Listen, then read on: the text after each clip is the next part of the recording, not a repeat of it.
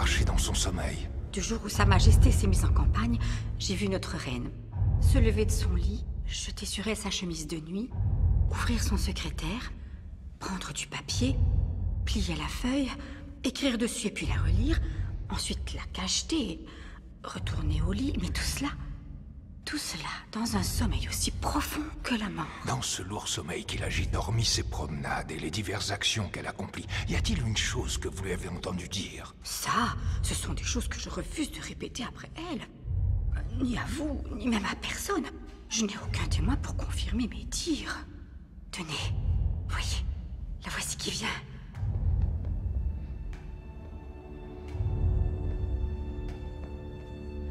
Ses gestes lui sont coutumiers et le plus étrange, c'est qu'elle avance dans un profond sommeil. Observez-la. Il faut rester caché. Vous voyez, ses yeux sont ouverts. Oui, mais fermés à toute sensation. Mais d'où tient-elle cette chandelle? Elle a continuellement de la lumière auprès d'elle. Tels sont ses ordres. Que fait-elle à présent? Regardez comme elle se frotte les mains. Je l'ai vue faire cela sans s'arrêter durant tout un quart d'heure.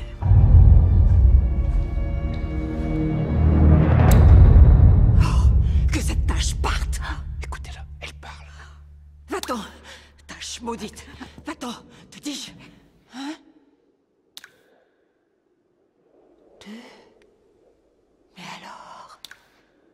C'est le moment d'agir. L'enfer est ténébreux.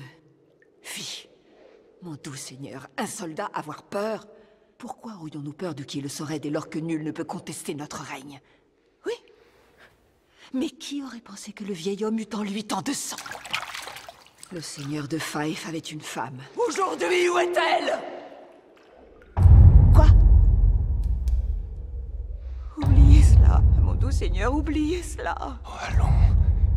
Allons, vous en savez plus que vous ne devriez. Elle a aussi parlé plus qu'elle ne devrait. Je suis sûre de cela. Il reste sur cette petite main une odeur de sang. Tous les parfums de l'Arabie ne pourront lui redonner sa pureté originelle.